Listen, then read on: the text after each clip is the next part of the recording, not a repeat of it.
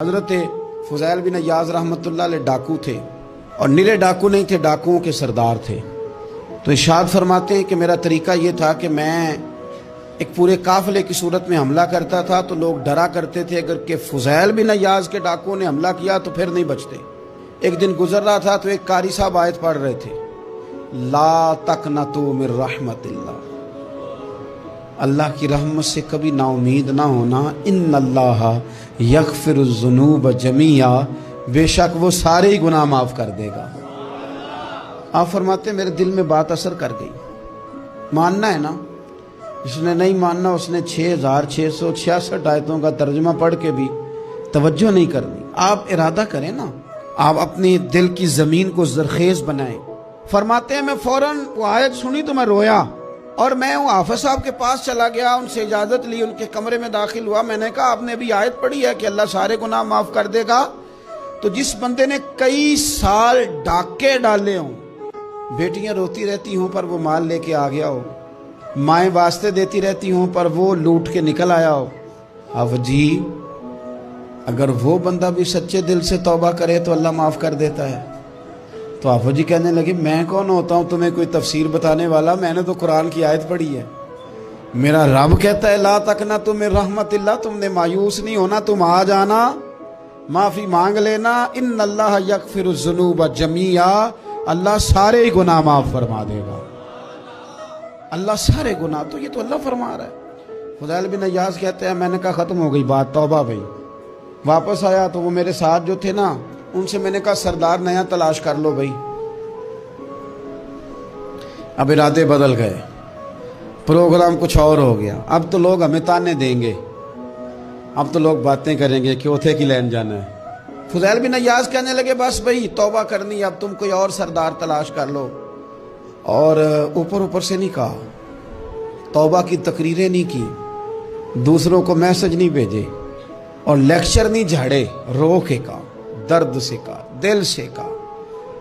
تو وہ جو باقی کے تھے نا ان پر سردار کی بات کا اثر ہوا، کہنے لگے سردار ہم نے سردار نیا نہیں ڈھونڈنا، اگر چوریاں مل کے کی ہیں تو اب تو اس طرح تو نہ کر، توبہ بھی مل کے ہی کریں گے، اب اللہ بھی مل کے ہی کریں گے، اب بس تو اگر ادھر جائے گا تو ہم بھی تو جائیں گے نا۔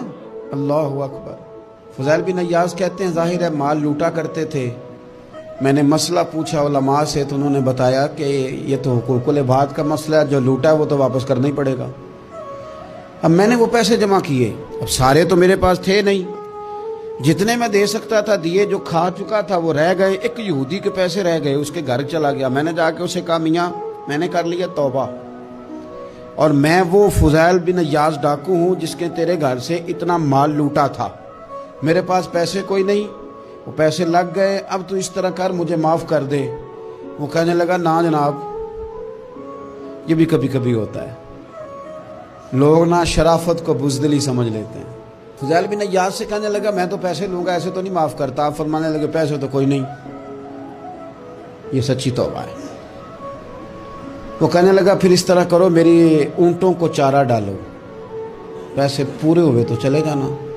کل ڈاکو تھے، ابھی وہ تلوار چلانی آتی ہے، نیزہ چلانا آتا ہے، ڈٹنا آتا ہے، اعصاب مضبوط ہیں، مسئلہ کوئی نہیں، لیکن توبہ سچی کی ہے نا، یہ سچی توبہ والے لوگوں کا طریقہ ہے۔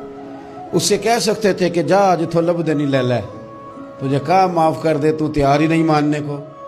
حضرت فضیل بن عیاض کہنے لگے اگر اونٹوں کو چارہ ڈالنے سے تو معافی دیتا ہے نا تو میں تیرے اونٹوں کو چارہ ڈالنے کو بھی تیار ہوں۔ کیوں کہ راضی اللہ کو کرنا ہے، اپنے ضمیر سے بوجھ اتارنا ہے، بندوں کے سامنے سرخرو نہیں ہونا، اللہ کے حضور ہونا ہے۔ توبہ کا مطلب ہے رب کوئی بارگاہ میں سرخرو ہونا، بندوں کے سامنے نہیں۔ حضرت فضیل بن عیاض سے کہنے لگے ڈالیں گے تیرے اونٹوں کو چارہ، کیوں نہیں ڈالنا۔ 2-4 دن چارہ ڈالا تو وہ یہودی ایک دن کہنے لگا کہ یہ نا ٹھیکریوں سے بڑی ہوئی تھیلی ہے، یہ تو ذرا اٹھا کے لا۔ حضرت فضیل بن عیاض نے اٹھا کے اسے دی، جب اس نے کھولی تو اشرفیوں کی بھری ہوئی تھی۔ تو آپ فرمانے لگے تو کہہ رہا تھا ٹھیکریاں اٹھا کے لا۔ کہنے لگا میں تورات بڑی پڑھتا ہوں، عالم ہوں، میں نے تورات میں پڑھا تھا کہ مسلمان جب سچی توبہ کر لیں گے نا تو رب ٹھیکریوں کو بھی سونا بنا دیا کرے گا، پھر یہ مٹی کے ڈھیلے اشرفیاں بنا کریں گے۔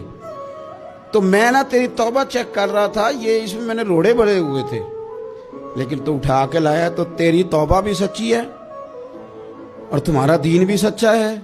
اب اس طرح کر، معافی اس شرط پہ دوں گا کہ مجھے کلمہ پڑھا تاکہ میں بھی مسلمان ہوں۔